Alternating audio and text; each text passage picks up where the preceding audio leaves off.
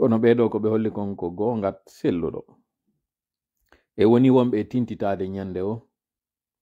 ñande o hiɗen darude hiɗen andi ko ellaji men ɗin hiɗen andi kadi kon ɗum woni lekki majji kono ko fi hon ɗum en sali fi hon ɗum enen ko yiw ko muusine mettinen kono en ittata ko muusi ko fi hon ɗum hiɗen andi wonɓe e bonnuɗe ɓen en ittata ko boni kon fi hon ɗum hande geɓum kun hino teddi e men hino hitti e men ɓuri fi neɗɗo ko ɓeɗo maki kon ko non woni si Allah moƴƴoto e neɗɗo on o waɗay ngalu makko ngun ka gomɗinal makko o waɗa ɗum ɗo non kadi wona ka honto ka ghinan nafsi hara ko ngalu wonki pullo fuuta inna reedu harata ko hakkil hiɗen andi ɗum ko yasili fowti fi hon ɗum non e gollitirta fi hon ɗum hiɗen tawa ka Allah on daali ɗon ba'da uzbillahi minash shaitani rajim wallahu khalaqa kulla dabbatin min ma'in o tagi kala ko ruugo on immorde e ndiyam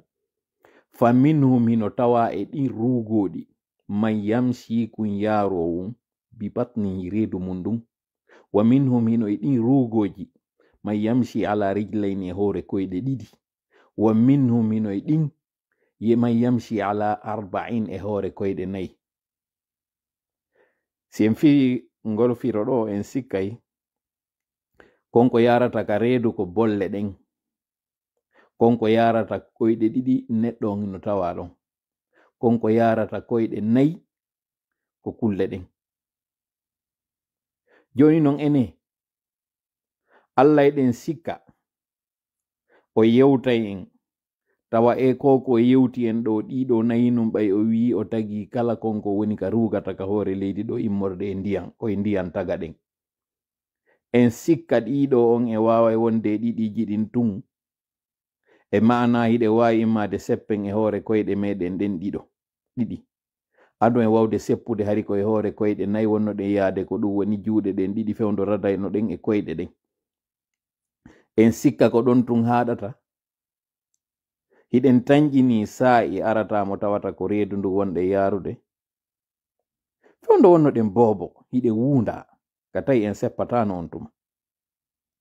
hari on tuma ko onno wonno ɗen nde yarude sen iwi e ngon firo ɗon yahen kadi e firo go'o ɓay alqur'anare nden ko ɗo addirɗande o a tawi hinde mari firo nga mayre on ɗon ɗen sikka ɓen wonɓe yarude koyɗe ɗiɗi e ɓen wonɓe yarude koyɗe nayi en tawaka kadi eɓe wonɓe yaade deedi ɗin ko tawata ko ndu reedu hikki yeeso iwtirɗen ɓaawo awa hande ɗo ko ɓe wonɓe yarude deedi ɗin ɓuri ɗuɗude sen sikki ko boddi ndi wona yewtede man yamshi ala batnihi wonɗo yadude e hoore leydi reedu makko ɗum en sikki ko boddi ndi wona yewtede ɗon hande ɗo ɗen ɓuri ɗen bolle haray sendite moƴƴa yewtere nde mi yawana on أعوذ بالله السميع العليم من الشيطان الرجيم بسم الله الرحمن الرحيم رب اشرح لي صدري ويسر لي أمري واحلل عقدة من لساني يفقه قولي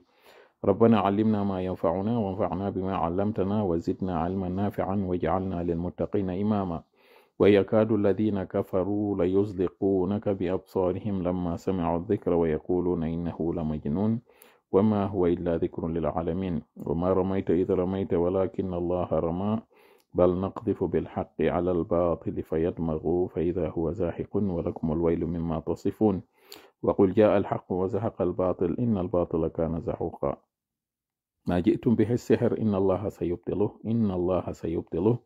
إن الله سيبطله إن الله لا يصلح عمل المفسدين وما هم بضارين به من أحد إلا بإذن الله وما هم بضارين به من أحد إلا بإذن الله وما هم بضارين به من أحد إلا بإذن الله ولا يفلح الساحر حيث أتى فإن تولوا فقل حسبي الله لا إله إلا هو عليه توكلت وهو رب العرش العظيم إنا كفيناك المستهزئين والله يعصمك من الناس اللهم صل وسلم وبارك على نبينا محمد وعلى آله وأصحابه ومن تبعهم بإحسان إلى يوم الدين أما بعد hande ɗo no wirɗen noon ko asewe nogay e nayi lewru jowaɓuru ndun hitande guluje ɗiɗi e nogay e jowi hande ɗo eɗen mari toɓɓe ɗiɗi ɗe yewteten fi muɗum toɓɓere meɗen aranden nden e yewta e fiiɗe jawle ka fuɗɗinoɗe nde ñande yewtude fi muɗum kon e yi noon o capture d'écran mo waɗɗen ɗo ka tawata si on daari commentaire modi Mouhamadou Sow on o yehi ɓe windi ɗon 11 weeks ko ɗum woni jonte 11 o post o publication mo wannoɗen ɗon ka wiwɗon ɗon si vous saviez l'état des finances en Guinée et ce qui attend le pays dans les jours à venir vous auriez agi. ɗum ɗo jonte 11 ɓaawo ɗo min waɗuno ɗum. Jon noon yonte lewru kala ko jonte 4 sinnama ko jonte 11 e ko fawi ko ɗum woni ko lebbi 3 jibi yewtuɗen ɗum ɗo. Yiltitoɗen ɗon ɓaawo lebbi 3 haray ko on to fewndi ɗen ko lewru mai wonɗen ɗo. mai lewru 1, avril lewru 1, mars lewru 1 ɗum ɗo kaka suumaye wannoɗen o publication. Kon ɗum no waɗi si wannoɗen ɗum gibi e suumaye hadi en humpitinoke konko tawata en furñitinde ñande yewti alkamsare nden ɗon hande kan noon are laɓɓine moƴƴa. Yeeto on noon konko tawata hare o ganda wari yeltitoɗen e konko ɓeyni ɓe waɗi conférence de presse fiiɗe kanŋe yewten on grève mo ɓe ka banque centrale wi'i waɗay mo tawata ko gibi e talatare nden o fuɗɗoto. Banque centrale kadi ya grève kon ɗum woni banque centrale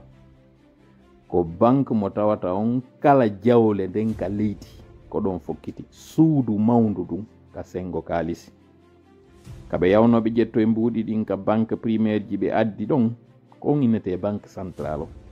o ɗo noon imo woodi Conakry mo woodi kañum kadi e région ji ɗin ko ɓe noon golloɓen ton wi'i alhaali no ɓe jogora noon ino satti nde woodi piiji ɗi ɓe landi ɓe waɗi noon konko ɓe innata préavis de grève ɓe manifesti hankingoy ɓe manifesti hankin ɓe manifesti hecci hankin en bogi kadi vidéo ji muɗum ɗo abada noon fof grève ay kono banque centrale on kadi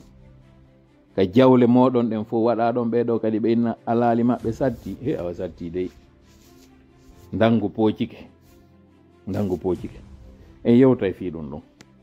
toɓɓere ɗimmere nden en yewtay fi konko tawata wo justice on autorise UFDG waɗugol congrès maɓɓe on yimɓe kelli yimɓe welti ɓeyni mi waɗay no woni congrès amen on kono on justice goto ɗon kadi fayin wi'i o waɗay congrès mon on kono jigawal ngal o artiray ngal waɗi don e maggal congrès on o tawete kadi o présentoto hay si ɓe wowlal ɗum ɗon kono ko on ɗum woni ka justice o wowliri ɗum wi'i yo ɗin ɗon ɗiɗi waɗi de ene ko piwum kun tawataray no moƴƴani UFDG ka moƴƴana UFDG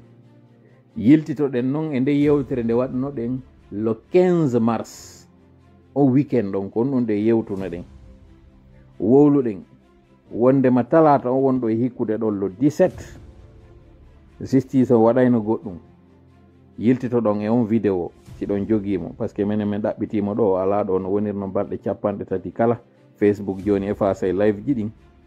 mi yiitalimo kono mo wodago e nokkugo o nannomo kañum kadi yiltitoɗen e ɗum ka divers yewten noon fi konko tawata Haruna e Hamana ɓeɗo ɗiɗo ɓe wonano e sa'i goto sengo ka defte kono ɓeɗo ɗiɗo hawtunoɗa ni lagine Hamana o wonnoɗo e fewjande on Firawna e on wiyete ɗon Haruna tawɗon kañum kadi ko kanko wonno e fewjande Firawna fayin kono ka bange kalisi oɗa woni militaire jon oɗa woni civil jon ko honɗum ɓeɗo ɗiɗo de naaduno leydi ndin e mum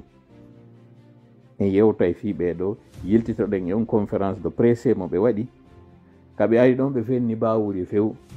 ene ɗum ɗon kadi tola wolano fi mum ɗo balɗe seeɗa ɓawo ɗo ko ɗe toɓɓe ɗo ɗiɗo e kunkuntun ɗo ara jogi ɗen e yetti noon Allah fota en jarnimo ko tawi ko kanko woni ko newnani en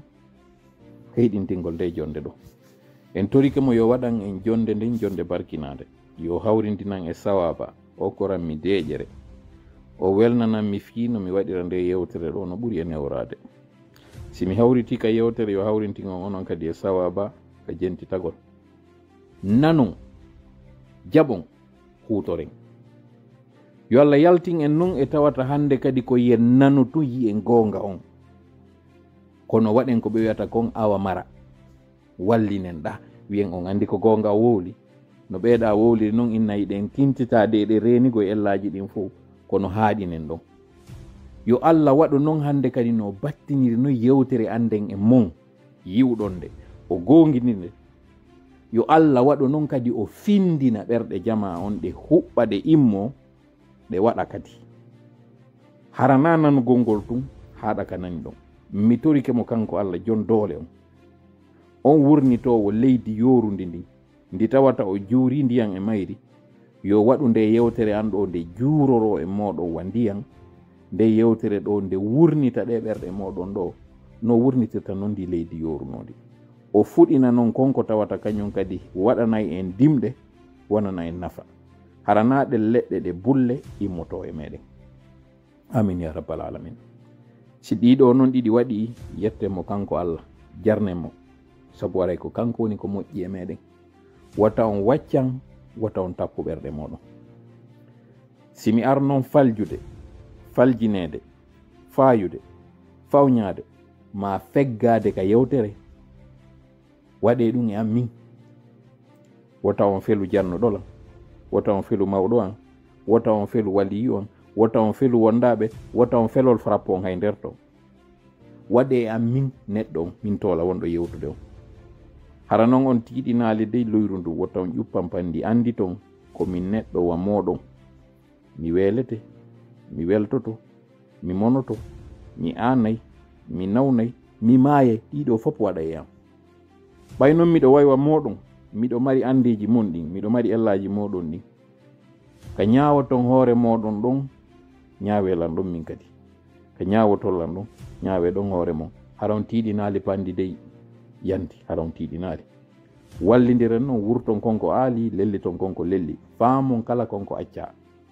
wallidiren onon kadi ɓeydi ton tawnoron e nde yewtire ka tawata si o waɗi ka bindi ɗo ma on addi hitoji muɗum nafayen en fof amin ya rabbal alamina sina ɗiɗo fof anden goɗɗoyno arde ɗo ka wonde yewtude ɗo oɗo noon mo wawi wonde jinnaru mo wawi wonde neɗɗo tawɗo ko seytane imo gandiɗi imo mari duuɓi kono mo bonɗi bof oɗo ko addatamo ɗo ko heɗitagol a yiya faljere an ɗen ko heɗitagol a yiya ellaji an ɗin o mabbina fiiɗiɗo o ɓurta majjinden e yewtere nden o añina en nde o nana few o yiya gonga on kono ɓay tun kanko feppodira e ka o faalaɗo yo yahe o bonna few ko raɓɓiɗi kon o wiyeteɗo ɗo e seytane woni noon ko minal jinni wal insi en toriki Allah yo Allah dando e bone oɗo o raɗomo ka jonde meɗen ɗo no raɗorno noon iblisa ka laamu makko o woɗɗinamo e meɗen e jurriyaji meɗen o woɗɗinamo kanko kadi e jurriyaji makko e meɗen no woɗɗidiri hakkude funnangue e hirnangue amin ya rabbal alamin haray yewtere nde giɗen fuɗɗade nde ɗo mi faala noon haray on heɗitorolan hakkil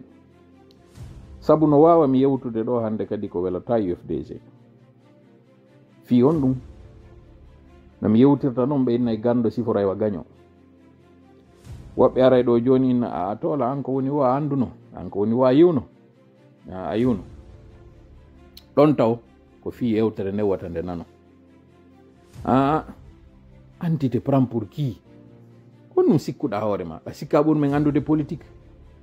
awa tawme menen e o politique a hawritay tu woni si a hawriti noon wata feƴƴintin ko honɗum wowlirta fi parti amen o a tawaka nder to a wi an tigi na a militant na a sympathisant aw accitumen e parti amen on nani o wowlata ɗiɗo fof taw o somoda e maɓɓe o no golledude e senirde ɗiɗo fop o hawrita e majji mo andi ko kanko woni ɓe ƴuynude ko kanko wari woni ɓe fewjande ene on noon o sikka e wonay ka woni gaɗa to o humpito ko woni e ga o ɓayna ramli woni e toɓɓude o anda o ɓuri en o yetota kon ɗum ɗo fo wara ɓe somoda sifano goɗɗo wirno wonde ma toola ko fenande wolno fi décision de justice o yawo ha ɓay wonno yi gonga o inni wondema justice on yeetike toola ka tawata toola hanano humpitade parce que ko décision de justice. Si o ala golledude e CNRD tun o watano wadde ɗum ɗiɗo fof en naniɗi. donc on andi mi hottaki mi wowli koko waɗi e ko tañƴini ɗe waɗay. ɓay e wiika aduna ɗo ko waɗi kon hande hari waɗino hanki, ko woni e wadde hande ɗo kon no wawi wadde janngo. ɓay noon ko moni e yewde ɗo kon hari waɗino hankin, mi wowluno noon hecci hankin ado wadde hankin. hande kadi ko moni e wadde ɗo kon hari mi wowlino hankin. ɗo noon ko moni e wolde hande ɗo kon fi janngo yo waɗu. mi faala yon heɗɗitoran hakkil mi fillo ko waɗi hande ɗo kon hari waɗino hankin. ɗo noon yo wadde hankin hari wowlanoma fi mum hecci hankin si waɗi hankin. ko waɗi hande ɗo kon kam mi woni yiltitade e muɗum kon ɗo hande hari mi wowlino fi mum hankin.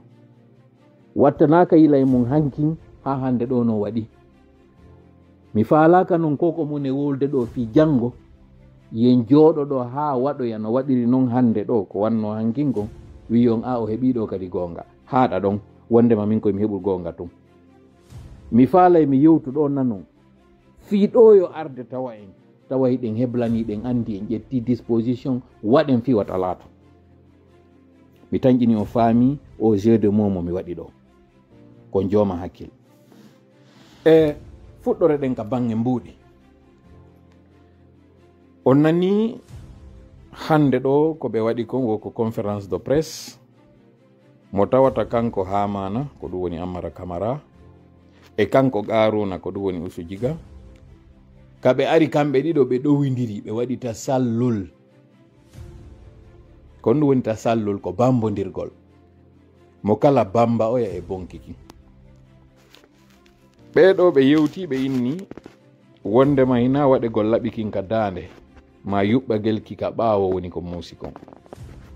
ko tuma yeƴƴitit a tawɗa komo ma waɗuma ɗum ɗo. o transition ko honde tuma o jiiɓi o fuɗɗi bonde. ko tuma nde Idi Amin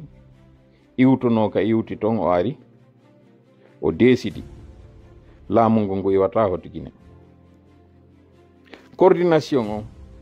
immi ari yiidi e makko kanko Numrudu o holli kanko kadi faale makko on o andini ɓe ko gonga mi waɗi ko mi waɗi kon ko noon iwtira e ɓaawa sina ɗum mi jonna e gañiɗo on goy. ɗum ɗo fof hari ça va.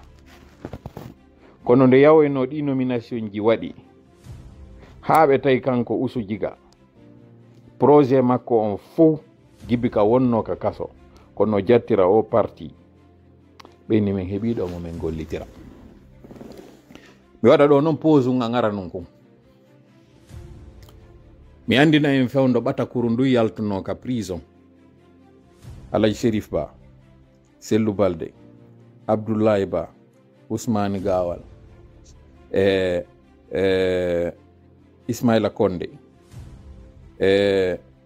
oya ko honno Souleymane Konde,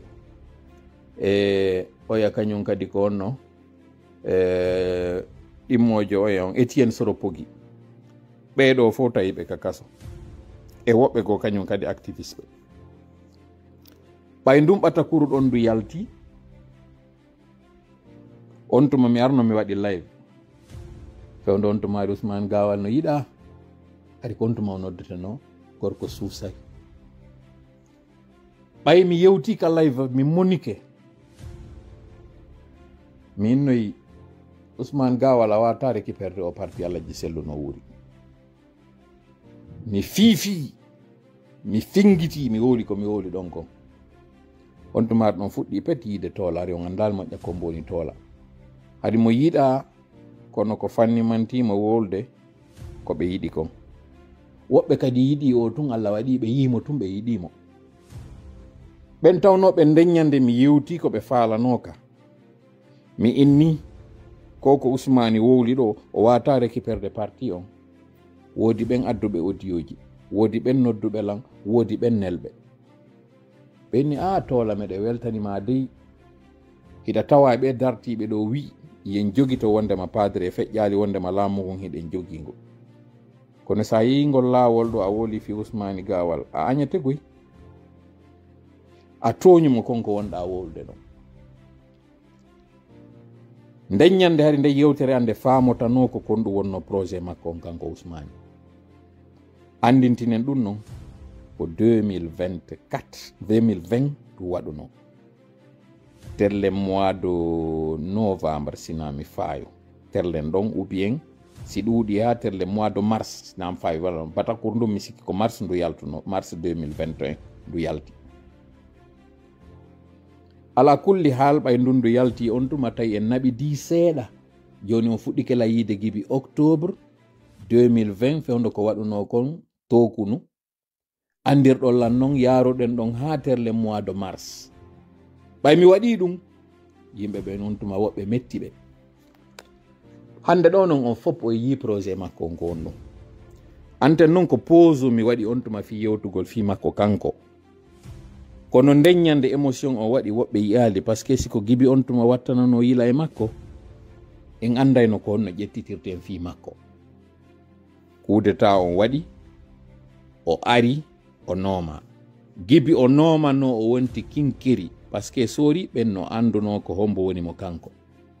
mi andinayi ɗo noon fewndo wonno ko assemblée nationale kanko wari kaka commission défense o wonno c'est à dire ko kanko ɓurayno yaade ka kam militaire ji yewtida e soriɓe imo andidiri e Mamadi watti ɗon noon kañum kadi ka wonno ka wiyaka kaso ɓay Jean-Yves Le Drian ka sénat français waɗanimo ko ɓe innata kon protection consulaire no woniri noon ko citoyen jo français jo tawi ɓe ara ɓe randa mo visite ɓe waɗida e makko rapport ɓeɗa ɓe sondimo ɓe ndi kudeta no wadde nani on noon kudeta si waɗi ko kaari e woni mo e wadde nani heɓilo waɗu noon neru ha yalta sa yalti a yaltoyay kadi immoyoɗa ara sa hewɗi leyde porto e yewta e nani si on kudeta waɗi aroy min jonnoyte kadi poste moƴƴo wona kañum kadi golliteteɗo ɗum ɗo ɓe sownodiri e makko chaque fin de semaine hari goɗɗo iwayno ka ambassade France ya tawmo ka woni ka laptan to yewtida e makko. ɗum ɗo en ala juutinde Alpha Boubacar ko arno ko windi kaydiri jaɓide kaydiri maɓɓe windandi yaltinidi e jonni presse o résistuɗen ɗon ko résistuɗen ko fop on tuma kañum kadi UFDG ɗananoki on tuma kañum kadi victoire meɗen on o bonali 5 septembre coup d'état waɗi o ari o nooma gibi o nooma o waɗa direct porte parole du gouvernement alors que noon andintine fewndo ka waɗa ɗum hari no to yimɓe wonɓe mo plus valable que kanko yafo ɗolla mi waɗa ɗo kañum kadi pose ɗimmo ko pose ji joyi mi mari e nder o life ɗo si Allah jaɓe pose ɗimmo on ko andingol on wallahi billahi tallahi kanko Ousmane Gawal o ala niveau. mi addana en noon capture d'écran ji ɗo ko woni e windande yimɓe privé jangon jonno fayɓe mo wonɓe ɓen ka collège ino ɓe jangan o billahi fottino nder ton. Pour un porte-parole du gouvernement il a ni le niveau ni le kilo ni le charisme absolument rien o ala niveau. kala non collaborateur ɓe makko golleduɓe makko ɓen billahi ɓe confirmanayi on qu'il n'a pas le niveau. ko inni mo yehi o formi fi muɗum kon o yahu o soodi diplôme il n'a pas le niveau. Ça je suis formel et je le défie mi waɗino kadi on ɗuma mi défie mo minnimo ko yo arɗo o holla s'il a le niveau il n'a pas le niveau. mi fillo kañum kadi wallahi billahi tallahi o watawa koye pay ko yaw koye gagni ɗo o dicté on ɗo o Canada si on addi on joƴƴiniɓe billahi ɓe ɓuuri mo niveau. walladi nafsi biyadihi Ousmane Gawal waɗaɗo ɗo porte parole de gouvernement à part ko mi immi mi ari mi wowli kon ko waɗuno kon focciɗi o waɗi ɗin sur TV5 Monde wallahi si a joƴƴinimo ay ni o waɗu dicté o wawata.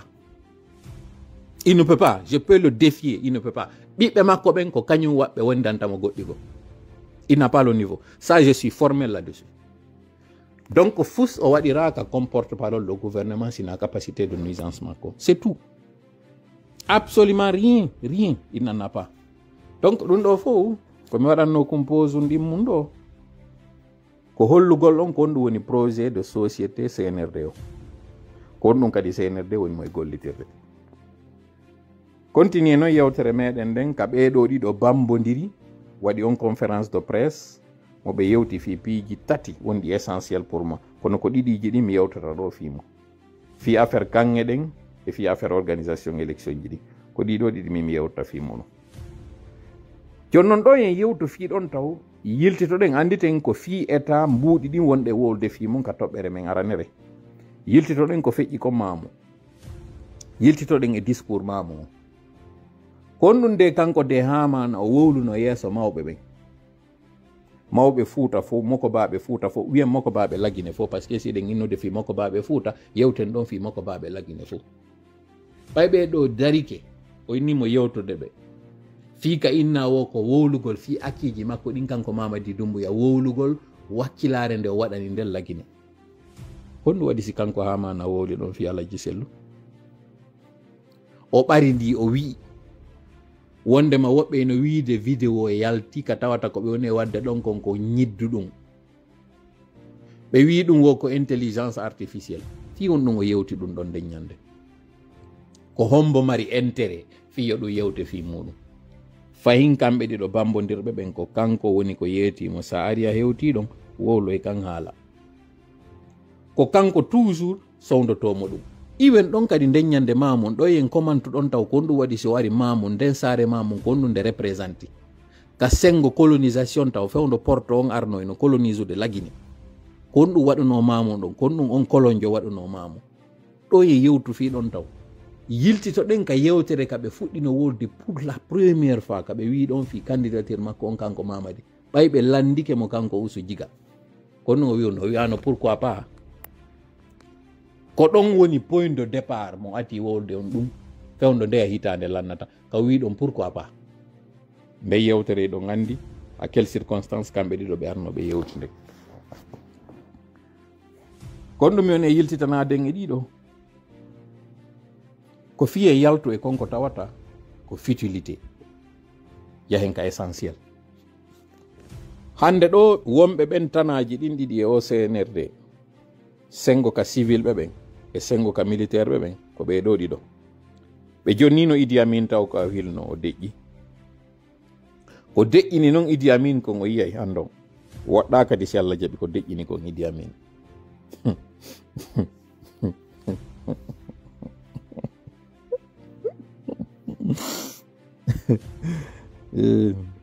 miɗo faala kankitude jaleɗe moƴƴa kono miɗo yetta wota mi kankitu moƴƴa mi jala. On ne vend pas la peau de l'ours avant de l'avoir tué. Mo lumbali wota jallu yoriɗo fewndo min yewti mois de mars min indi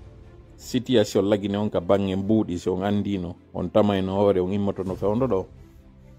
hay on tuma CNRD no habbi wondema FMI on wallitoto ɓe, hay CNRD no habbi julaɓe ɓe wallitoto ɓe, hay CNRD on ino habbi communauté international on wallitoto ɓe. ɗiɗo non fof ɗi waɗali. hande ɗo no mbuuɗi lanni kanŋe ɗi ɓe détournonoɗen yeehafi majje furñitike. ko raɓɓiɗi ko yewtere nden ɗon kon ɗo mi faala en wiwde banque centrale on hande ɗo si ɗuuɗi ya mbuuɗi ɗi ɓe jogui ton ni hara ɗuuɗu ko 10 millions de francs guinéen, 10 millions pardon de dollars, excusez-moi, 10 millions de dollars ko ɗi mbuuɗi woni fewndo ka banque centrale. hara ɗuuɗu ha ko 10 millions de dollars woni ka banque centrale. andon noon on montamo mone wolde ɗon fi mum julajo goto Lagine no wawi heɓude ɓuuri ɗin, o jogo ɗin kadi o wiccoto e majji fes. ka mone wadde o live ɗo miɗo andi o moyen tato tawɓe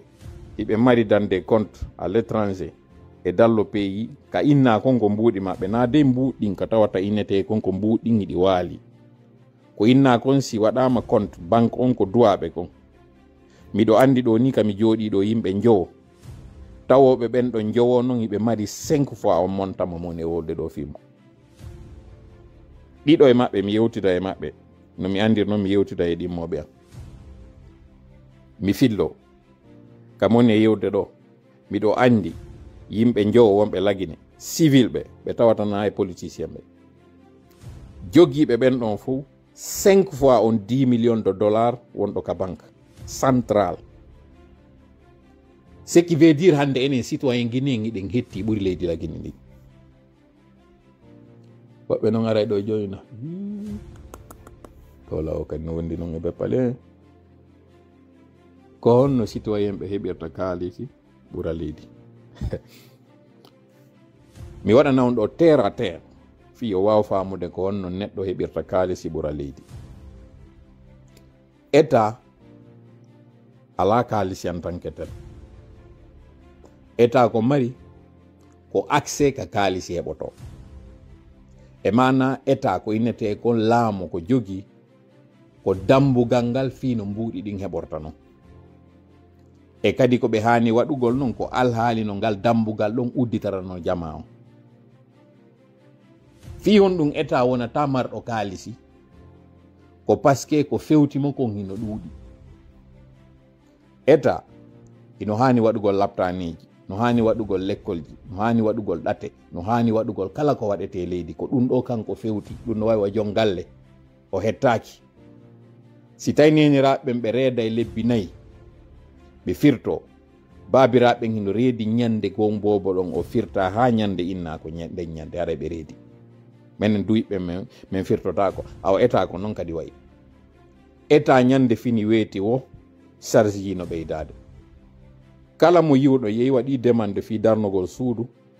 ndun suudu ɗon hino landi ndiyam, hino landi courant, ko état on hani waɗugol ɗum ɗon. an ko hanuɗa ko yoɓugol noon service ji ɗin fi ɗum ɗon. komi faala wiide ko raɓɓiɗi kon noon,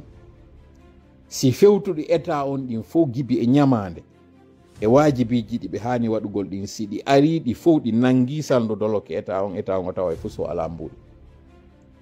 kala ka o wallini ɓay ɗiɗo fof hino fewti no udditi hunduko, ɗiɗo fof si koye ɗi udde état on wona déficitaire. ko ɗum waɗi tuma ɓe waɗi o ko ɓeynata comme budget fi hitande nden tawa hino lelliri ɓe.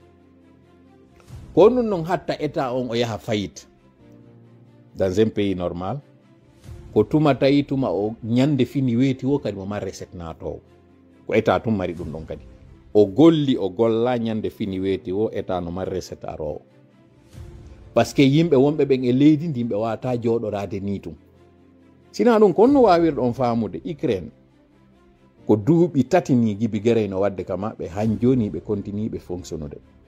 leyɗe ka wona produisede toon no produisede, état on hino fonctionnude, fonctionnaire ɓe no yoɓade tout fof hino wadde. pourquoi? ko par ce que ñande o recette no woodi. la Guinée sabu o bauxite ñande o hino woodi recette ji. la Guinée sabu o ɗuma honno citoyen ɓe ɓen ka tawata ko ñande yaltuɗo o on yahay sadoyo ɗon patenti no woodi ñande o recette natay. konko ɓe innata impôt ji ɗin e douane patenti e duuti ɗum ɗo fof ñande o natana e leydi. sabu ɗum ɗo noon wonata caisse ji ɗin hara wonali kikiɗe mo recette tawata arali. kono puisque o recette ɗo ndi mbuuɗi wonɗi e natuɗe ɗo, nde no weeta bimbi kadi haray ko ɗi landi ko hino ɓuri ɗuɗude, ɗi walata. nde ɗi hewta e tuwon ɗinne naɓire nokkel kaari, par ce que kaari ariɗo jallal ngal fof mo jooɗi mo habbi ɗo yen jonne mo ala waloyade.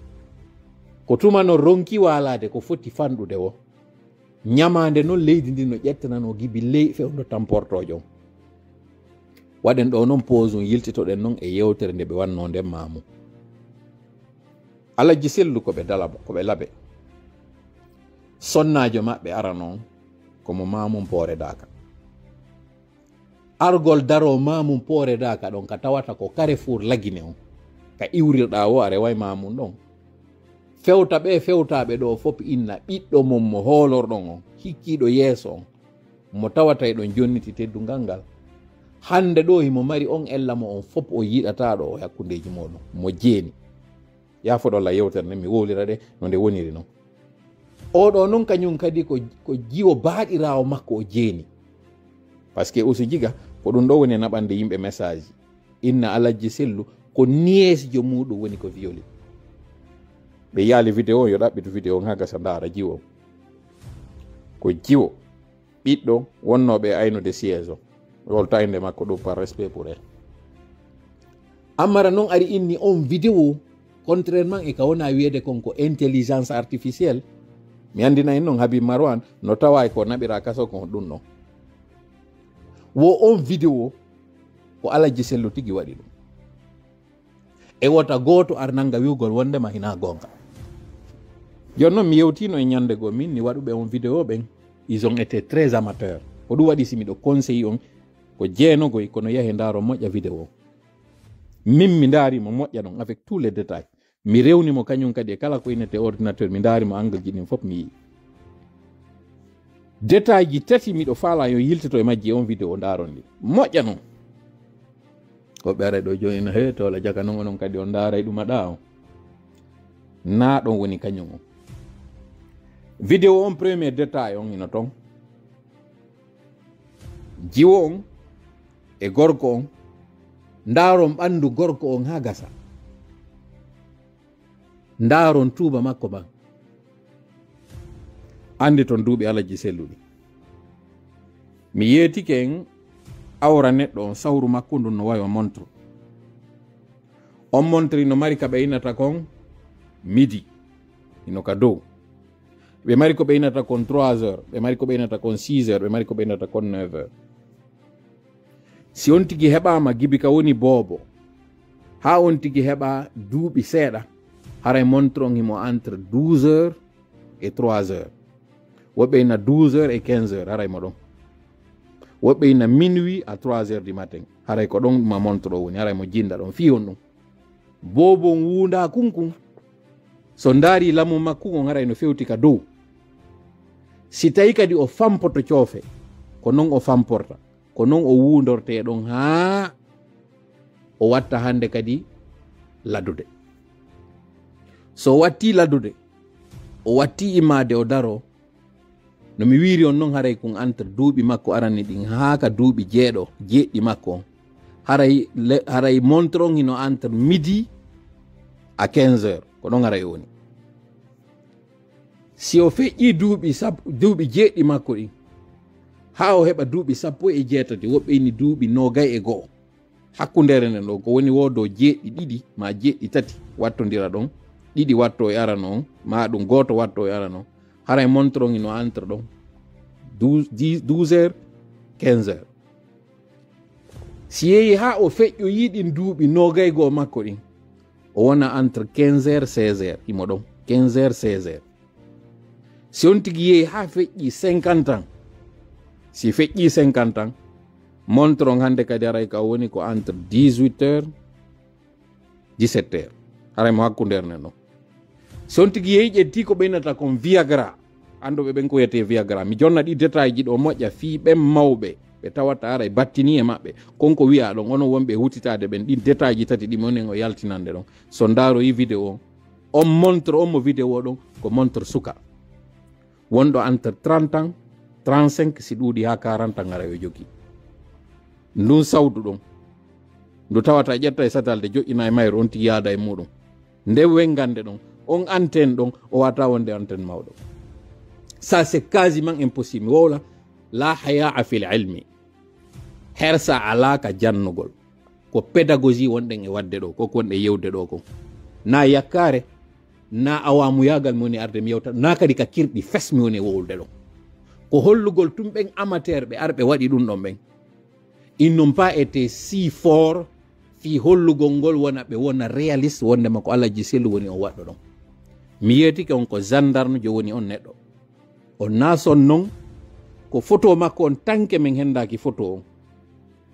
mo tawata ɓe ƴetti yeeso gonɗa ɓe hawtidiri yetto Alaji Sellu ngo waɗama e makko on ɗon tanke men hendaki ɗon on vous donnera pas ça mais c'est un gendarme je suis formel là-dessus c'est un gendarme ko ndetuma noon vidéo on waɗa mi yettoy to en ala fentuma mi jenni en mandeji ɗin tati ɗi tawata ils ont été amateur e majji arano on ko konko tawata ɗon ils n'ont pas été réaliste anditugol ngol ndun sawru ndu ɓe waɗi ɗon daragol mayru on ɗon no ndu darori ɗon noon wata daranade mawɗo ɓe yafola noon kamɓe Alaji Sellu ko moni e yewde kon ɗon fi muɗum na yawre ça c'est scientifique et c'est physique deuxième détail mo ndaroy to yiyoyo gonon tigi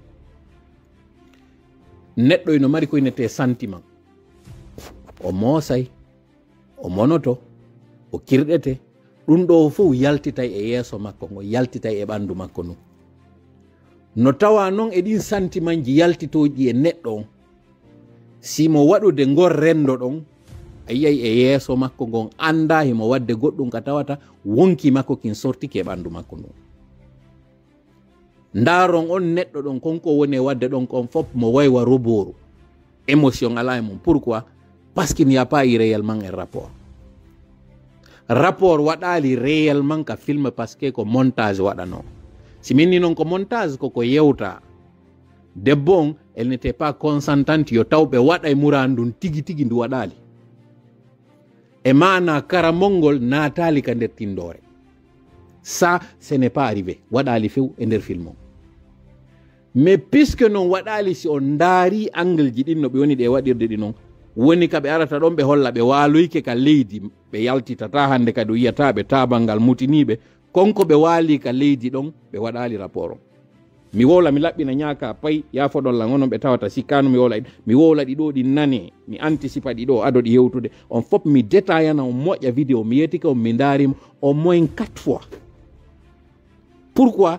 Na fiyo mi to tuyo fiyo mi yi moƴƴa mi yaltinteɗa ɗum noon kadi waɗuno ado vidéo o yaltude, parce que miɗo tawano e ɓen aran ɓe atanoɓe jonnede on vidéo, mi yiltitano e noon e circonstance ɗin ko homɓe yaltini on vidéo ko ndetuma kadi o waɗa. Mais continue taw deuxième chose on so ndaroyi vidéo on émotion ala ko wa robot woni e wadde konko woni e wadde ɗon, alors que no neɗɗo tigi tigi wonɗo e wadde ɗum ɗon on a yiyay e yeeso makko ngon goɗɗum no sanza parce que hewtoya e sayiji ɗi tawata na o hoore makko kanko. Oɗa noon c'est quelqu'un qui semble maîtriser très bien ko woni e wadde kon, donc y avait pas d'émotion, émotion fous ari ala e muɗum, donc détention relaxation ari zéro ala e nder muɗum. 2 e nder ɗum on. 3 détail mo tawata échappiɓe kañum kadi image on o yiyay Alaji Sellu woyno immo yaha ƴeewoygol ndaaroya si goɗɗo no arde, d'accord. Donc on suppose kaka fenêtre ɓe woni e yaade rideau ji ɗin no waɗa.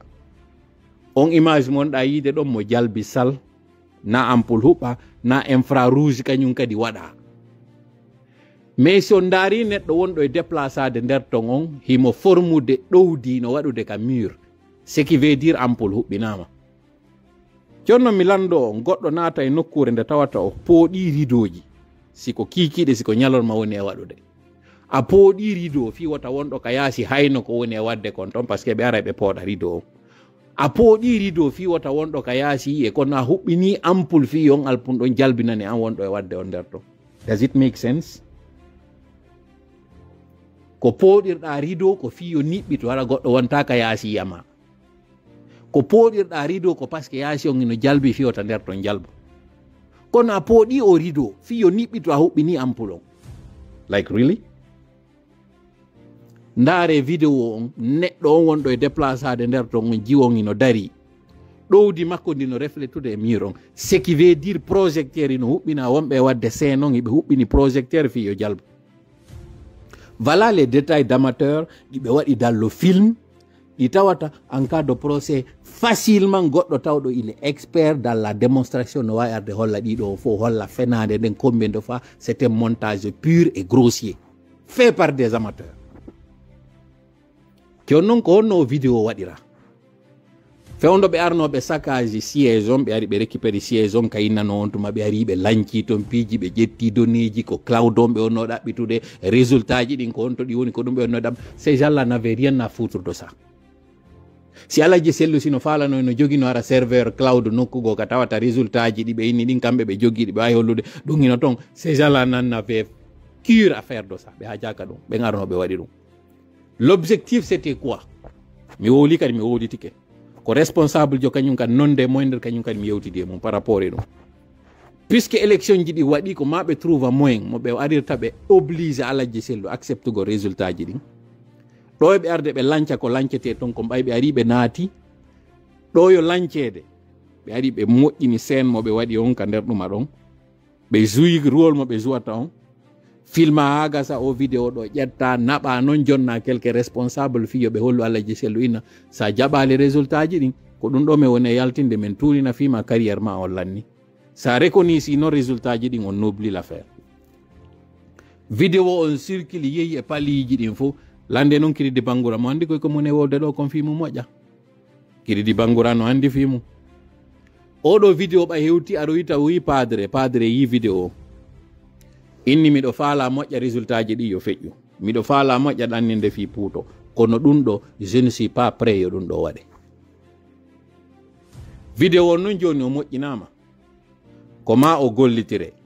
o inni kanko qu'il n'est pas prêt ɗum ɗo waɗata o rejeti few projet maɓɓe o inni kanko mo mari moyen no o warira résultat ji ɗin o feƴƴa few il n'a pas besoin de ça o noon vidéo o mara kudeta waɗoy anduɓe ɓen fi makko tawi no mari mo ton CNRD aroy hande kadi ka laamu CNRD avec les services de renseignement hendi o vidéo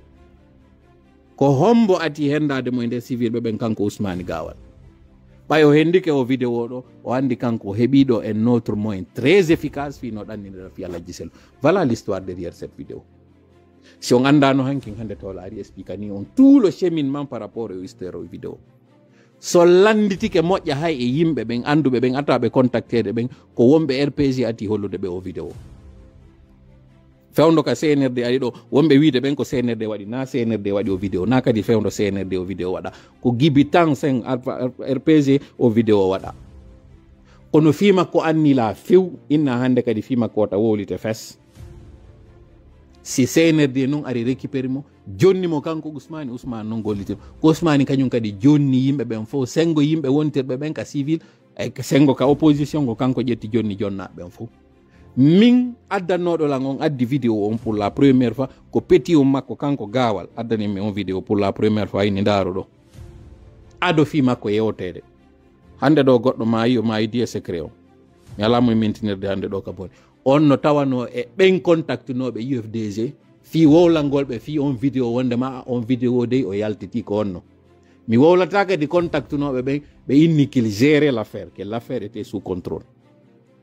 Alhaji Sello waɗi pression wi janni par rapport au vidéo en tout cas wonɓe UFDG toon ɗabbi moƴƴa j'ai même appris qu'il y a eu des négociations woɓɓe innano négocier ɓe innano ɓe soodituno vidéo on ma ɓe addu goɗɗum fi vidéo on fiwata ɗum laato non je n'ai pas vérifié l'information hino wiya no tawano hay e goɗɗum ɗum wo ka UFDG tawno hino wallitade non ɗuma UF ɗuma honno CNRD ay moment donné ma jaɓali participogol e goɗɗigol waɗugol pression e hoore maɓɓe fi on vidéo nun on tuma no calmire fi makko yetiɗo lan on nawoɗo lan fenande mais j'attends toujours des preuves que wondema UFDG négocie no fi on vidéo ko ɗum minniri on heɗitore lan hakkil welata woɓɓe goo ko mone wolde ko mais c'est important yo yaltine kene are non joni e contexte actuel on hande ɗo fewdo ka mone wadde ɗo 24 mai 2025 honɗum wonata impact on vidéo ɗon e par rapport e ɓeɗo ka yaltino wolde kon hande Alhaji Sello projet kañum CNRD on fof no elminira fi UFDG ko gergol ɗannina fi leader jo UFDG et pour ça noon hiɓe jogui tous les moyens sont possibles e ɓe gollitiray kadi kala walloɓe ɗum ɗo ɓurɗo hikkade noon yeeso e ɗum ɗon ko kanko Ammara e kañum Ousou Djiga ɓeɗo ɗiɗo donc ko ɓe yalti ɓe wowli ɗo kon ka conférence de presse maɓɓe ko ɓe wowluno ko waɗa yaltuno wowli ko mamon e ko ɓe wowli ɗo kon ka conférence de presse mi yiltitano en ɗon kañum kadi e pause troisiéme mum kon e avant ɗiya ɗiɗi luttuɗi fewndo ɓe liɓuno gouvernement o rowani à peu près à pareil moment mois de mars 2024 miɗo tawano e ɓen habbanoɓe yo naatu ka gouvernement ɗo mi naata e détail ji ɗin ko on ɓe rewano e fimum négociation ji ɗin konno mi waɗiri ɓe ɗon foron jibanana ha ɗum ɗo yani kanko Ousou Djiga hay mo huuli net ka tawnoɓe guuwi gommu ka tawno ɗon ɓe guuwino kañum kadi oya honno Mohamed Beyavogui ko kamɓe fof hawtiti guuwi Mohamed Beyavogui ko kamɓe fof hawtiti kañum kadi on tuma ko kanko Mori Konde e oya honno kanko Mori Konde hombo kañum kadi noon ils étaient 3 ou 4 sukaɓe wallitinoɓe no ɓe guuwiramo kanko oya honno Mohamed Beyavogui o ndaari pudeur mo jogui on o ndaari teddungal ngal o jogui ngal o retiri purement et simplement on tuma hari mo habbino yo heɓu poste ministériel mo falano on ko c'est à dire primature on kanko Ousou Djiga ɓeni mo wawata wonde ko foore on jonnete primature o ɓe ƴetti gommu ɓe ittimo ka commerce ɓe addimo ɓe waɗi ɗon ɓe confirme mo ɗum welale mo ɓe desidi ɓe waɗi fayin coalition kanko goɗɗoya onno e ɗuma muri ammara jiba e Charles Wright ɓe desidi ɓe jokka e gommu ha gommu yana ɓe guuwi ɗon kañum kadi gommu ha gommu yalti o wi noon cette fois ci noon karmo koɓe yeetino kemo wondema qu'il aura la primature cette fois ci o hendoto primature on à son fort étonnement ɓe yehi ɓe itto e bawuri ka ɓe ittimo ɓe addi ɓe jonni mo koye pose wonɗen goye troisiéme mum kum quatriéme mum ino ɗon komi aroyta e mum meɗon jogoɗen ɗon taw wondema o heeɓi konko falano ka wondema yo bawuri adde waɗe premier ministre e hoore makko imo añidi e bawuri o wolino e hoore bawuri ɗi o woli ɗin fof bawuri adde waɗe premier ministre yeeso makko ɗo o desidi o kombatay ha kanko kadi o itta bawuri gibi on tum a waɗi ndi ahadi ɗo wondema bawuri neɓata e o poste ɗo ko miraculeux si tawi bawuri han joni nde woni ka woni ɗon c'est un gros miracle si tawi bawuri han joni nde woni ka woni ɗon koko mone wolde ɗo no bawuri tigi no andi koye ɗum ɗo moƴƴa wondema kanko Usu Jiga ko contre makko itten noon pose um kum continue en noon ɓeeɗo ɗiɗo ko onno tawiri toujours tuma ɓe memmini wo ko Alaji Sellu wona yanede e mum tuma ɓe heeɓi occasion wo kaɓe yaltata ɓe woola koye ɓe ar ɓe tukko ɓe holla wondema ko kamɓe woni les véritables maîtres à bord aren ɗo e point fi liɓugol suudu ndu ɓay suudu ndun innama Alaji Sellu ko yaltu e mayru kanko Usu Jiga o yehi Sénégal e wiya proche ɓe makko wo ari o yiidi Alaji Sellu o ini modi kuncuru kaka abitami woni kaɗuma kan onno kaka abitami woni ƴettu ndu suudu jonnitaɓe yalta e mayru ko cuunni wota hersin hoore maɗa e wiya proche ɓe makko wo waddi ɗum e Alaji Sellu e wiya proche ɓe Alaji Sellu waɗali e o woɓɓe tawɓe hinaɓe proche ɓe Alaji Sellu naɓe proche ɓe makko kanko gawal ɓe wi effectivement Alaji Sellu humpitike wondema kanko emo yeeta kañum Ousmane Gawal kesi o wawi yaltinde Alaji Sellu ka suudu maɓɓe ko ɓe iri ton kon ko ɓe mari ton kon du'aji torde Allah ko waɗa kon e mayru ndu so wawi yaltinde ɓe mayru o liɓi suudu ndun ko non kañum kadi o wawi ɓe raɗɗoroyade ka parti o yaltina ɓe Alaji Sellu kañum kadi desidi wi yaltata e suudu réunion waɗa woɓɓe inni immoyɗen are defanden suudu ndun si yimɓe warete ware e mayru ɓe wowlata wonɓe wowlno ɗum no anda noon ɓe arno ɓe waɗi o réunion ha gasi woodi woɓɓe innoɓe yo yalto e suudu ndun ko cuuntunni wata o hersi hoore makko woɓɓe inni yo darte petiyum makko kanko Usu Jiga tawano kon e on yewtere enfin tawano kaka yewtere nden par ce que ko makko baɓe arno yewti kono tawno ɓeŋino ka yaasi yewtere nden ɓay waɗama yalta ɗon tun on noddi o ini bon ɓe ari ɓe yewti ɓe fottali innama ko hunde kaari kono innama kadi ko hunde kaari o noddi ɗon kisan état major chef d' état major on tumari ko kanko Sadiba o yewtidi e bala o inni a ɓe desidi de ɓe dartoto joni noon ƴette armada jano aron fi en cas o dartike ɗum ɗo noon mi andina en hadi justice on waɗali taw décision maɓɓe final on ɗen balɗe ɗon justice on inni hande kadi koye ɓe yaltu ils ne sont pas compétents ɗum ɗo fof c'est important yo miltano en e ti tarikaji ɗo fof par ce que woɓɓe innayi ɗo joni na ɗum ɗo woni important a fodi e goɗɗum ngo kono ko goɗɗum ngo wonna e wolde mi yeetike on ko moni e wolde hande ɗo ko hari mi wolino hanki ma ko waɗi hande ɗo ko mi wolino hankin hande noon ko moni e yewtirde ɗo ko fiyon andu ko woni arde kon par ce que woɓɓe kelli hankin inni ok les choses vont vers la bonne direction kamɓe ɓe sikki ɗum ɗon piège mi waɗa ɗo waɗede on combien de fois kamɓe ils sont en avance sur vous ils maîtrisent le terrain et ko projet kadi waɗanoɗo Gibi neeɓi ko ɗum waɗi sin fuɗɗora ni en Gibi ko wanno kon 2020 ɓe waɗata ɗum ɗo duuɓi 5 ɓe ara ha fewno ɗo ni ɓe rekila e muɗum andon ɗum ɗon on déjà waɗon ka hoore moɗo wondema ɓe gollataɗe e golle ɗo fof ɓe ara ha fewno ɗo ɓe rekila ɗo ni ils vont pas reculer kono noon andi hande kadi so rekila e so rekilata o yi vidéo on ɓay Alaji Sellu yalti ko wonno gendarmerie on ardirno ɗon e militaire ɓe ɓen ɓe ari kanko Allah hinno on tuma Sadiba waɗi o hewti anne wonɗo tippade e champ de bataille Alaji Sellu kon taw yaltino ɓe yaltinino piiji maɓɓe victoire makko on kanko Usu Jiga kaka wiɗo way o wawi yaltinde Alaji Sellu jono na alaji sellu tu yaltinano ndeññande ko alaji sellu e sidiya fof yaltinano e galle muɗum mais puisque mi yeetike on ka ɓaleeri ɓe yeetike mo so o wawi liɓude kadi suudu o wawi liɓude hara fi UFDG o wawi liɓude kañum kadi hara fi ndu suudu wiyetendu UFDG tawi ko ma symbolique on ɗum ɗon kadi waɗe l'école tawanoɗo ko hanuno waɗugol ko zone hamdallayri ndin zone bambetori ndin kam plutôt o yi o échangeur mo won ɗon e yiide ɗo l'école on ko hanuno waɗugol ko terlen ka gare voiture o woni la terlen ɗon u terlen ka hammirgol ka o colline wontir ɗon hammirgol terlen e ɗuma onno garage berli e ɓenta ɗon en tout cas do terlen sa ƴawi pallum kun hiɗa hammirde kolo mari ndin sengo ka ñaamo ɗon ko terlen ɗon juulirde nde wontira ka nano on l'école ɗo wontira ka ñaamo so ndaari école publique ala on zone ɗon on zone bambetori ndin ɗon ala gibi noon tan CNDD sukaɓe ɓen ɗon hari no wadde démarche ji wiya walle men menen kadi min heɓa l'école yawti l'école privé alangol galon ɗo fo walle men min heɓa l'école publique gibi on tuma tan CNDD hari approbation démarche ji waɗanoma fiyo l'école Afrique o fo wawi waɗede ɗon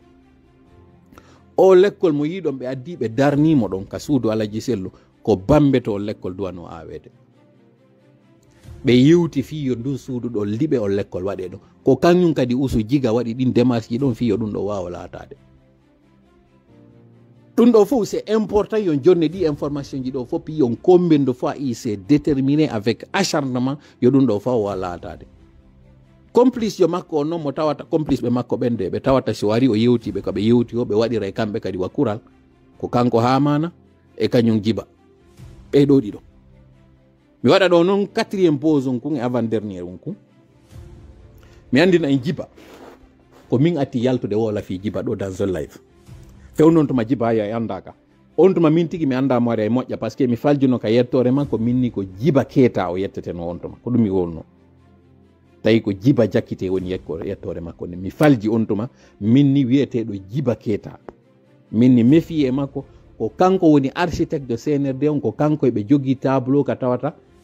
tableau ji ɗiɗi si ɓe waɗi o tableau ɗo ɓe nabon e waɗani ɗum ɗo opposition on ko ɗum woni libéré ɓen e waɗani ɗum ɗo kañum kadi tomba ɓen ko ɗum woni ancienne mouvance on ko e waɗan ɓe ɗo kañum kadi seeɗa ha min ni no wayi batu saruɗe ɗen si ɓe sayriɗa seeɗa wayi wasi kum fokkitiri ka ñamo ɓe sayroyaɗa kañum kadi ko hamira kañum kadi ka nano ko noon ɓe woni e warrude mi falji on tuma minni ko wiyeteɗo Djiba Keita mi sikki ko Keita mi sikki mi jonnonomo on tuma Keita ou Condé ha goɗɗo go anduɗo Djibajo go wonnoɗo Afrique centrale terlen Togo kako wontirnoɗo terlen Gabon o réagi si addano men ñande go audio inni way no anduno on Djibajo moƴƴa tawi c'était pas le même Djiba oɗo ko Jakkite ko petit makko kañum kadi Alpha wonnoɗo France tuma kam petit makko kanko Numrudu wonnoɗo France bref mi addanayi ɗum ɗo tu woni hollugol on combien de fois les informations on a une longueur d'avance e majji petit à petit min ɓuuri heɓude information ji ɗi moƴƴa ko hombo e hombo woni dirigeude o transition ko hombo e hombo woni kadi jiiɓude o transition compose ɗon fi Djiba ɓay kudeta on waɗi hiɗon anditi Allah hinno Alaji Ousmane Fata ko ɓay innama jonnitugol ɓe biyenji maɓɓe ɗin ɓe jaɓanano Matam ɓe jaɓana Sare ɓe jaɓana Sodefa ɓe jaɓana Kindia ɓay innoyama jonnitoygol ko on to yiwno ɗen vidéo ji après juldere nden ka Djiba en yimmino yehi tawoyɓe ka suudu maɓɓe hewroyiɓe yaadi Alpha Aboubacar yaadi e makko kanko Djiba yaadi e makko kañum kadi mi sikki kanko Uso Jiga mi sikki o tawano sina mi fayi o tawano e fewdo ɓe yawno on tuma ɓe hiwroyi Alaji en ka suudu maɓɓe ɓe yeeta nden ñande wonde maɓe joni tawi ɓe sur les 4 endroits ko 2 endroits Alaji en hettuno kum pose un ɗon kum 4e pose un komi woni e wolande jentite moƴƴa parti makko on ɗo par ce que ko kun ɗo woni plus important ɗi fap ɗiɗi moni e wolande en ɗo pose ji ɗin jowi noon kun ɗo woni plus important si ɗon anditi Alaji Ousmane Allah hinno ɓe yaafoɓe ɓe invitano ñande goo e plateau ɓe yewti fi nayi fulɓe ino wara goƴƴi ino wujja ɓe yewti fi guya nayi on sengo pita journaliste yo landiɓe noon fi jawle maɓɓe jaɓade ɗe ɓay ari ha hewti fi makko kanko Usu Jiga ɓay ɓe landike mo kon ɗum Alaji en kalmum Allah hinno Alaji Ousmane Fata ko kon ɗum ɓe jaabino ɓe wiyano fi on ɗon on sele ɗon fi makko, fi on ɗon fanke ɗon selen ɗon fi on ɗon. C'est important yo mi andin ko on parti on ɗon ko onno Alaji Ousmani ɓe fatori e ko onnon Alaji Ousmani waɗa kañum kadi hanno ɓe wawa hettude haqqeji maɓɓe ni. Fahin ko on neɗɗo goto ɗo arɗo wulloy ka fatunde maɓɓe tawɗo ko siɗɗo ɓeygu maɓɓe goo, on andi ɓeygu maɓɓe goo eno siɗɗidi e makko kanko Ousou Djiga. Malgré ɗum ɗon ɓeyɗo tigi o accali ɓe o ari o fewti Djiba en o inni so jonnitiɓe mawɓe jawle maɓɓe ɗen ɗe fop en heɓata ko falɗen kon juuɗe maɓɓe, ko ma ɓiƴironɓe sengo jonnitironɓe sengo. Kanko Ousou Djiga ɗo sali Allah hinno Alaji Ousmani ɓe hetta biji maɓɓe ɗin fof. Sur les 4 endroits ɗi état on jaɓituno juuɗe maɓɓe tampadre ko 2 endroits ɓe jonnitanano ko Matam e Sare. Ɗiɗo ɗiɗi Kindiya wowlaka fi muɗum, Sodefa wowlaka fi muɗum. Pourquoi? Fayin o neɗɗo goto on ɗo ko ɓe yewolno konka audio inni na waɗegol laɓi kinka dande woni probléme, ko tuma yeƴƴitiɗa tawɗa komo maɗa on waɗi ɗum. Oɗo o accali ɓe mawɓe, o accali ɓe siɓɓe makko ɗo, hombo o accata. Seke siɗon ɗaɓɓude neɗɗo huɗaɗo hakkaɗo ha luuki mo tawata goɗɗal yurmede no woɗɗi e muɗum zon fotti e Ousou Djiga o yelte. Ɗum ɗo fof ko fiyo UFDG andu moƴƴa ko mbukayru ɓe woni gerdude e muɗum ɗo. O accali nene goto baba goto makko on, o accali nene makko, o signiniɓe kaydiri ndi tawata ɓe anda ko ɗum o signini ɓe. O manipuli babe makko, o yelanike ɓeɗo ɗiɗo non ɓe waɗi AVC. Oɗo kombo accata. Ousmani o mon ɗon yiide ɗo mi wowla ɗum ɗo confidence mo tawata ɓeygu makko tigi anda ɗum. Himo ƴetti joƴƴinoy goɗɗo e ɓiɓɓe makko ɓen seeke ko waɗi kon ɗuma makko on, pacte makko mo waɗi de diablon, mo mari ɓiɗɗo makko mo yehi o joƴƴinoy seeke. Ko ñande ɗum ɗo waɗata ko waɗoyta kon e makko, ñande on ɗon on heddi wo ko nden ñande wendeto ko faala kon. Ɗon andi sa yiiɗa wadde pacte an e ko innete kon seytaneru ndum addanayɓe goɗɗum jonnaɓe ko goɗɗo e ɓiɓɓe makko ɓen o immi o yehi o joƴƴinoy on seeke fiyo ɗum ɗo laato. Minon on mon ɗon yiide ɗo miɗo andi ha seli fowti hay karmokojo makko wonɓe États-Unis ɗo ha mi seli fowti miɗo jogui ɗo hay audio maɓɓe moɓe naɓanayno siɗɗo an ko ñande mi faala o mi balance yam ɓen mawɓe ɓe jooɗi États-Unis ɗo. Donc c'est pour vous dire combien de fois miɗo andi ko hay ka o yata karmorko ɗon sukkoni tout mi hawja ko andigol on tun combien de fois l'homme satanique qu'il est. Ko ɗo won ɗon gerdude noon hiɗon jooɗi noon onon ɗo hande oy ɗon tinto ko mi siminama Fouta eno wawi karmoko yagal no mi tawi ɗum ɗo kirɗa par ce que siɗo wawi ara e dow koko bonnata ko na ko moƴƴinta kon. Ɗum ɗo mi wowla ɗum ɗon formel wondema siɗo wawi koko bonnata kon a wara e wawɗum na ko moƴƴinta kon. Sina ɗum hande ɗo siɗon faala rectifiude o transition few ino ɗo boddini ko ndi boddi ɗo. Mi itta compose um ɗon mi arta noon e ko waɗiri kon ko waɗi kon mamu fewndo Allah hinno Boubacar Biro almami Boubacar Biro ka innono no immade darto Fouta darto e bomɓe ɓen darto porto ɓen yawno ha o heɓi doole net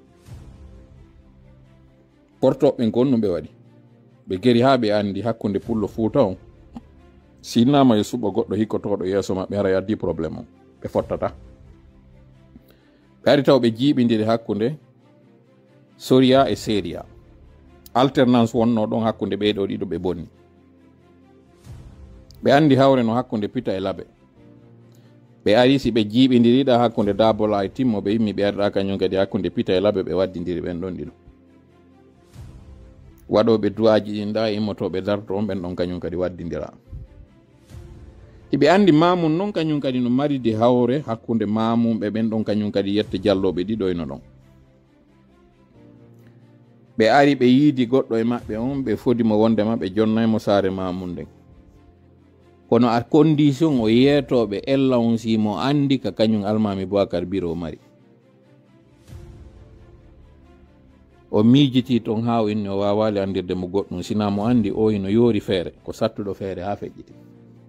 so wi ngiru ko kayru so dartike goɗɗum o rikilata ɓe inni awo kamɓe ɓe mari sifa ɓe yimɓe kono ɓe yimɓe hino andira yaro beere kañum portojo on tuma kolonjo on arnoɗo yewtide on yetta jallojo mo mamum ɗon on ɓa o yewtidi e mum ɗon inni awa ka sengo fuuta noon kañum kadi fuutankeɓɓen ɓe yiɗa few affaire beere on ɓe inni joni awa ko waɗeten ƴetten fawen o wondema ko woni arde ɗo fof ɓoyna mo noddude on affaire dina islam ko yaro beere kanko tigi ko minen tigi no woni mo yaddande nden beere min jonna e mo nden beere mo yarde nden ko tuma o yari nde o himmo o caaka o wowla ko wowli kon fof e hoore maɓe ko dartoɓe ka haala ɗo ƴetta fawa e hoore makko kanko Almami Boubacar Biro mawɓe fuuta ɓe gontumari internet ala google ala ka yata vérifiya goɗɗum koko yetaɗa o ɓataki naɓiraka musiddaji nder ton ka diwe nder ton o mawɗo mo wonɗon e yiide ɗo kanko e portoɓen ɓe gollidude o sooda e beere juuɗe makko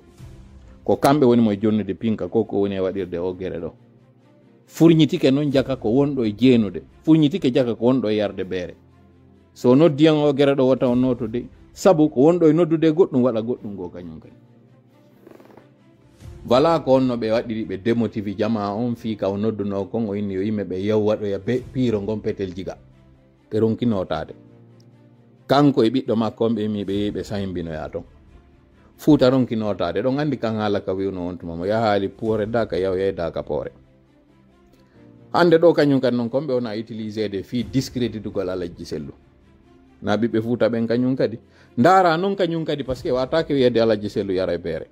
par ce que ɗum ɗon o wata feƴƴude few ça ne pourra pas fonctionner yimɓe jaɓata ɗum noon ɓe ndaari ko ɓuri ɗum ɗon kañum kadi hulɓinade ɓe inni wo ko ɓeɗo e hoore ko ɓe jombi kon fof ɓe dooli baɗirawo maɓɓe ko ɗum innete nies ko baɗirawo wiyete ɗum ɗo fof ko systéme colonisateur jon ko waɗuno kon e hoore fuuta ko ɗum ɗo kañum kadi senerde woni gollitirɗo yafoɗolla yo vidéo mo juuti kono c'est important yomi laɓɓinan on ɗiɗo fof awa Hamana e makko kanko Karuna ɓe andi pasay ko ɓe woni ko mi raɓɓinɗino yewtere nen ɗon ka dernière pause um komi woni e wadde ɗo mi andina en innugol maɓɓe do décision de justice on ɗo ma mbuuɗi kamɓe ɓe mari ma ko ɓe ari ɓe fenni ɗo ko mbawuri ɗiɗo fof mi ñoggidira ɗi mi waɗade ɗo e nder sentence goto mi waɗa ɗum ɗo en 4 minutes mi yetinoke en lo 13 14 15 terlen ɗon live mo mi innuno minni miɗo ferade hande forowol banana ngol forowol banana mi inni lo mardi wonɗo hikkude ɗon on mi sikki ko lo 17 ɗum hawrayno ɗum ari koye nder suumaye wonde minni justice on wi'ay autorise hande kadi yo congrès on waɗu yiltite on live am mi wawali mo yitude ɗo mi adda mi heɗintina o mi inni miɗo wawi yewtude mi wowla hay e fiyoɓe retardin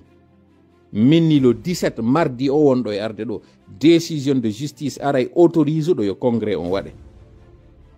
mais ɓe wiya ɗon kañum kadi ɓe réintégrimo kanko gawal yo congrès on artir o waɗe minni si yawoyama noon on congrès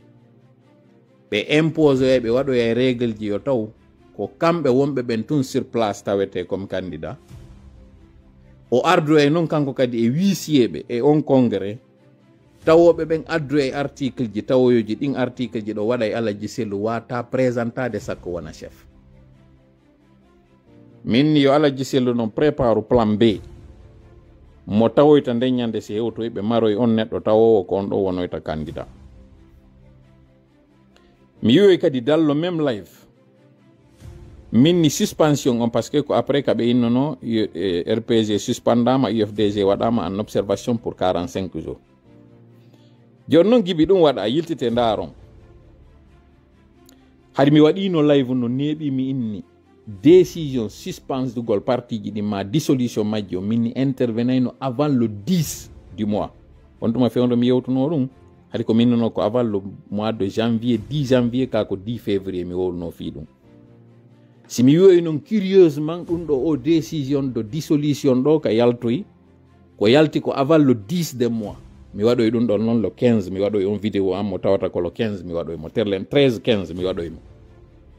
min noy ɗum ɗo fof confirmi information mo min jogino min ni kono ɓeeɗa jonnama 90 jours ɓeeɗa jonnama 45 jours on 45 jours mo IFDG jonna si en ƴetti 45 jours on gibi innano suspension gibi innaɓe waɗa en observation siko terle le 10 on décision yaltuno observation on ɗon ɗon andi min noon ko terle mois de ɓe ɗum lannoyta si ɓe respectade noon condition ji ɗi hande kadi ɓe waɗe noon kamɓe kadi suspension on suspension maɓɓe ɗon e suspension ɓeeɗa on ɓe heɓa kamɓe kadi 90 jours de suspension ɓeeɗa hande kadi ara e nder 90 jours ji maɓɓe ɗin ɓe épuisi déjà moitié on donc ara ɓe heddori 45 jours on 45 jours ɗon e 90 jours ɓeeɗa on fokkitida yaada fiyon ɗum ɓe andu noon kamɓe sengo ka RPG ɓe tañƴini ils ont fait le gros du boulot yiltete vidéo ji ɗin ɗi woodi koy ɗi neɓali hay ɗimi waɗi ɗin so yiito yiɗi toon ma ɓe waɗoɓe audio taƴa koto Moukhtar tigi so ɗaɓɓitoyi on vidéo ammo mi waɗuno ɗon ka hakkille gollitire o yiito e on audio kam mi woɗi ɗum miɗo détail nder toon fof ko honno 45 ɓeeɗa jonnira ɓeeɗa jonna 90 mi explique ɗon kañum kadi ko honno tawiri on 45 o lannay 90 ɓeeɗa on harano juude ɓen ɗon kañum kadi fokkitira ɗo yaadoya ɗum ɗo fof ko honno mi faala wiwde que vous êtes très naïf sincèrement vous êtes très naïf à l'UFDG yafoɗolan noon ko moni wolde ɗo ko mais vous êtes très naïf jibi mi wowli ɗum ko honno ƴettuɗon disposition j'espère que Hadji Halimatu ko ɓe ari ɗo kon elle est venue pour être candidat à la place de son mari kono fellite ndeññande son présentoyi Aladji Sellu comme candidat on hoolori comme Aladji Sellu par ce que kanko usu o présentoy to goy il sera candidat pour être chef de on congrès waɗoyte et il viendra avec les moyens o ardu e moyens jiɗi net ndeññande et croyez-moi o soodi kadi woɓɓe wonɓe ɓen ka nder parti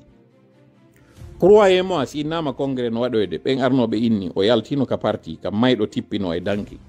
c'est naïf et imprudent de votre part de penser que vous contrôlez la situation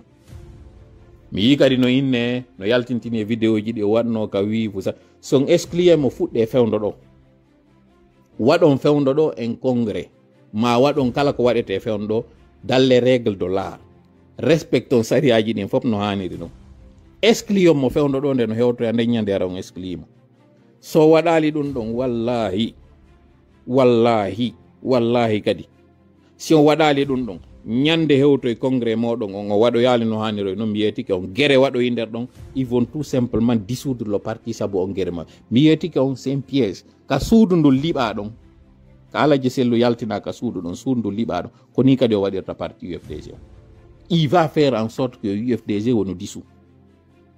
ko onno UFDG wonirta dissous son saloyike o aroya ñande congrès on guere waɗoya on guere waɗoya ɗon justice on e huissier ɓen e kañum MATD on utilise oya ɗum ɗon pour dire que désormais le parti est dissous sina ɗum ɗon on o wi joni o waɗata guere par ce que no toujours no wirte noon ko enen mari ko bonata kon kaga ɗo tan gueru pire ko awdi men joni accen tu waɗe so yeehi o waɗoy congrès il va gagner je ne peux pas vous dire comment il va faire il va gagner le congrès mi wowla ɗum ɗon nanon metta on ko moni wolde ko ma nanirollan hakkil ko wallahi son wakkiloyke ha o yeehi waɗoy congrès on il va passer parce que tout est fait pour que yo taw justice on est de son côté justice maɓɓe corrompi on sariyaji MATD on hino côté ji maɓɓe fi yo feƴƴu parce que c'est décidé ko ma o feƴƴa ils sont de mèche ko kamɓe jogui o décision mo yiwɗon ino yalti hankin ɗo ko duwanoɗo yaltude le 17 du mois de mars o haɗi o yalta on tuma ko par ce que wotta komi wowli ko wonu gonga ɓe accino joni ha ɓe sikka o yeggiti minen noon ɓay min yeggitata ɗo foppa haare meɗen mandini miɗo andi onon kadi si mi ɓaƴƴini tun o anditay ko ɗum waɗi si miɗo andintinde on ɗo live on o juuti o yafotolan komi juutinimo mais c'était important yomi artan on e ɗiɗo fof fiyo yiwɗi faamu andon ces gens-là ne sont pas là pour blaguer ils ne sont pas là pour jouer si onon giɗon e sama kala hay joni e mamaya ñande hewti woy ɗon fijay ɗon jalay ɗon ama on sikki ko on fija jala mo gaynata on sikki ko ɗin déclaration ji maggo jogi ɗon ɗo fotuɗi labingol on sikki ko ɗin gaynata ces gens-là ne sont pas dans l'amusement gonga ivoirien ɓe ɓen ils sont pas là dans l'amusement de mi wowlana on ɗum ɗon nanon moƴƴa añon non ko moni e wolde ko metta on par ce que on yiɗa ko toola wolta ko kono mi yeeto jama on fof opinion fof nana si on derfiɗo o raɗaki mo dalle règle de l'art ha hewtoy ɗon on inni ɗon habbo e ndeññande on weltori sifa no woɓɓe mo weltori hanki inni on autorisama waɗugol ko vous n'êtes autorisé à rien faire que ce que le CNRD veut si on waɗoyi tum ɓay on derfi o respectiɓe no mi wi'iri noon han jon ɗon jonni ɓe crédit hiɓe noddude on yahon on décidali on waɗida e maɓɓe kuupur ɗum o waɗida e maɓɓe corps à corps ko wallahi so waɗoyi on congrès gere si waɗoyi nder ton ɓe waɗoyde siɗɗo Allah walli de wonki solo yaali nden ñande si wonki solo yaali ki tawata hande ka naafi haala dissolution tun kaso kadi wawa yaltude mum i feront en sorte que yo taw ko kanko feƴƴoyta joni noon a bonnantan nder sali